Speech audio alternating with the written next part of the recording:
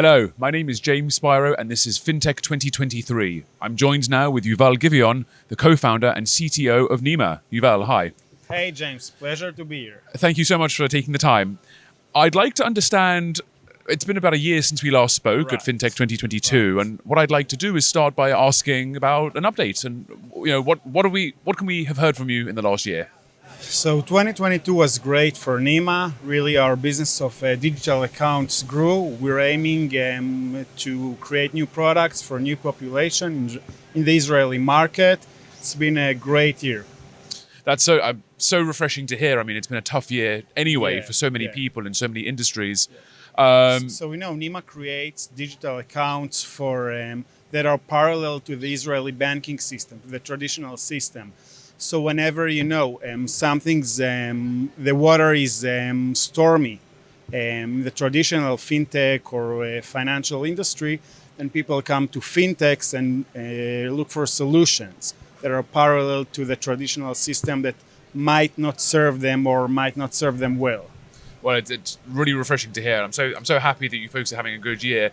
I'd like to ask you about a survey that you folks released I think recently. Addressing that 7% of money is being sent out of Israel by folks at least every 2 months. Is that right? Yeah. So what can you tell me about that? Sure. So the number really caught us by surprise. We knew that cross-border payments from Israel and to Israel is a big market, but 7 or almost 8% of Israelis send or receive money quite frequently, like once every 2 months or even more than that. So the numbers are high. It's a big market. It's being dominated today by banks and more traditional, solutions, Western Union, etc. And we were surprised to hear that there are a lot of pains in this process. People do this action every month, every week, some of them, and it hurts. It hurts. It takes the money a lot of time to get to its destination.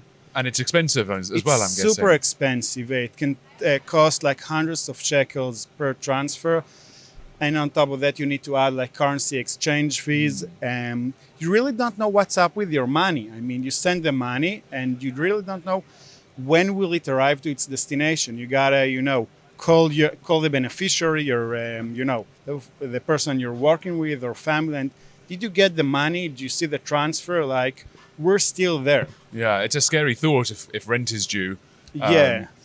Who are the type of people or organizations that are sending and receiving money? What does the typical person look like? I think there's the beauty of it is that there's not really typical person. It's you and me. It's people with relatives abroad, people that are going to relocation or came from relocation, people that study in Europe or in the States, people with businesses, people that buy supplies, really everyone. Everyone needs money, right? Everyone. We live in a global world. People need to send money, again, for a lot of a variety of scenarios. So we're there for them. So what next for Neema?